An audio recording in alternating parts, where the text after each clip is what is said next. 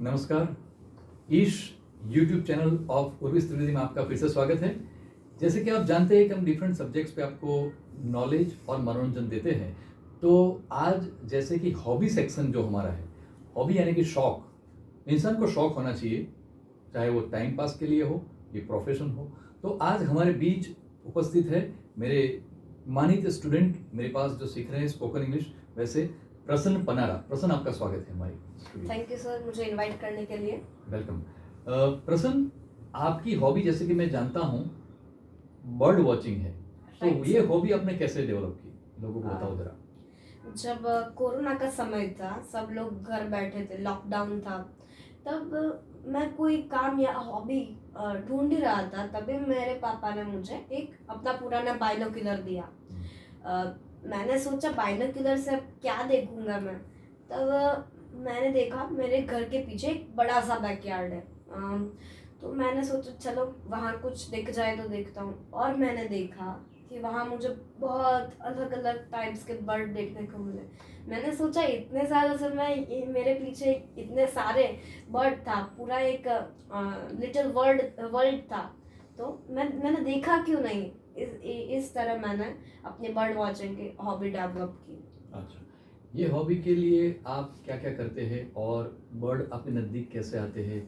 आप उनसे डरते हैं कि नहीं, वो आपसे डरते हैं कि नहीं, वो जरा बताओ।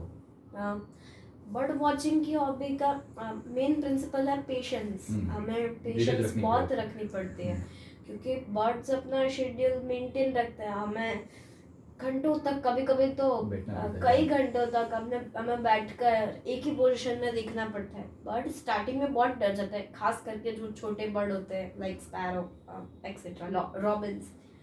पर इवेंचुअली वो उन्हें वो नेचुरल लगने लगता है और बाद में वो डरना बंद कर देते हैं। पर ये प्रोसेस भी बहुत टाइम टेकिंग है, इसलिए उसके लिए भी हमें पेशेंस तो रखना पड़ता है।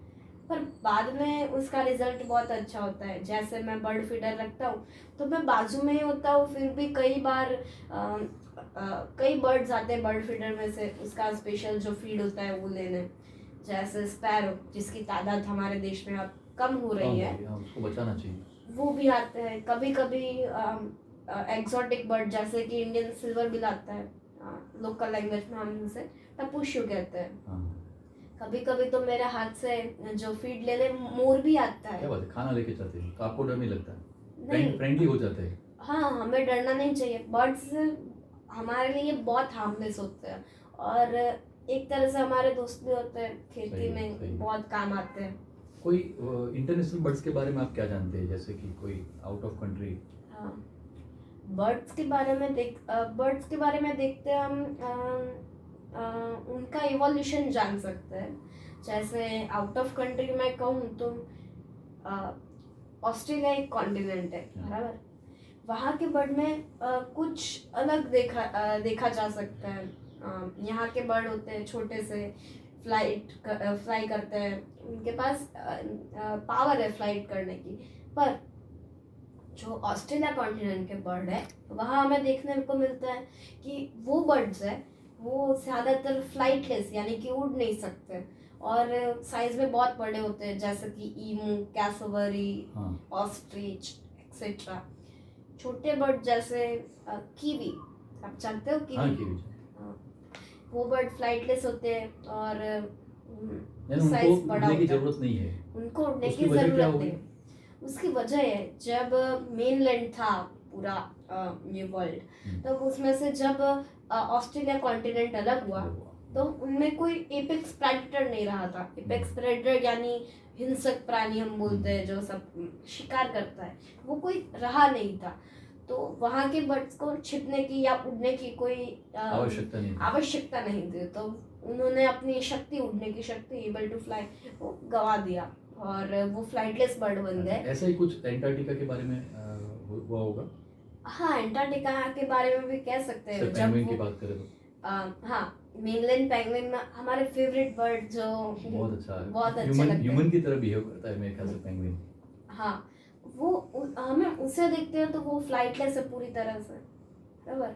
और दूसरी तरह से हम उसके आसपास के बर्ड देखते हैं तो वो अच्छी तरह से फ्लाई कर सकते हैं। ऐसा क्यों? बर्ड वॉचिंग से हमें पता चला कि इवोल्यूशन में जब एक डायनो बर्ड था, आर्कियोप्टेरोसॉरस। क्या?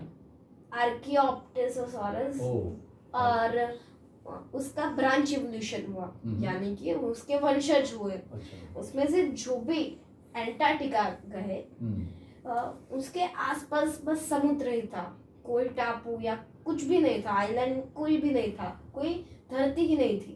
तो उन्हें उड़ने की कोई खास आवश्यकता नहीं रही थी, तो उन्होंने अपनी उड़ने की शक्ति गंवा दी और वो फ्लाइटलेस हो गए।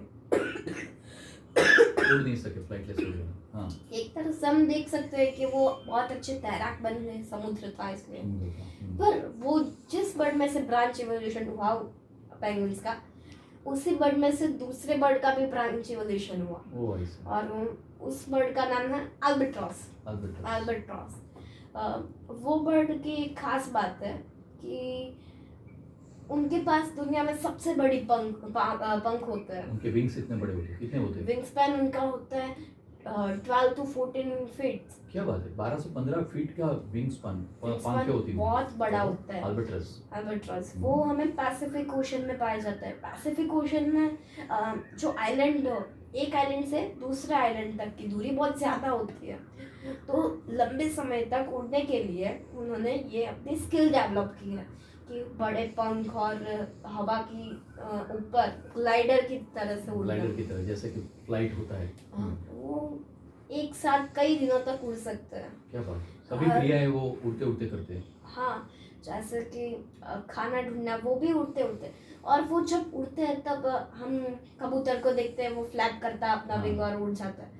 पर ये बर्ड साल में 2 से 3 बार ही फ्लैप करते हैं। क्या बात है, वो फ्लैप नहीं करते, वो ग्लाइड करते हैं हवा पे। क्या बात है। तो ये आपकी जो हॉबी है, जिससे आपने बहुत अच्छा नॉलेज हमारे दर्शकों को दिया, तो उसके बारे में आप लोगों को क्या कहेंगे? हॉबी कैसे डेवलप की जाती है?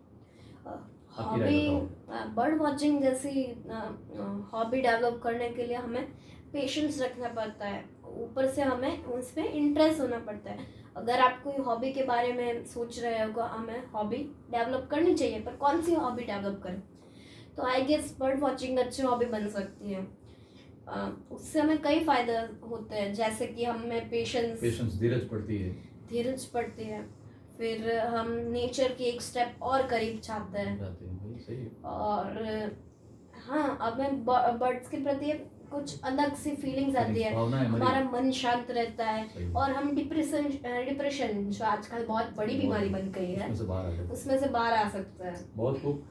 प्रसन्न पनारा जो आज हमारे बीच बर्ड वॉचर है खुद अपने आप में, और इतनी कम उम्र में इतनी नॉलेज पाई, इतने सारे बर्ड्स उन्होंने देखे हैं, उनके बारे में जानते हैं। तो आज आप हमारे बीच आए, हमारी ईश यूट्यूब चैनल के लिए आपने इंटरव्यू दिया। बहुत बहुत शुक्रिया। All the best and thank you for being with us. Thank you. नमस्कार। Thank you sir. नमस्कार।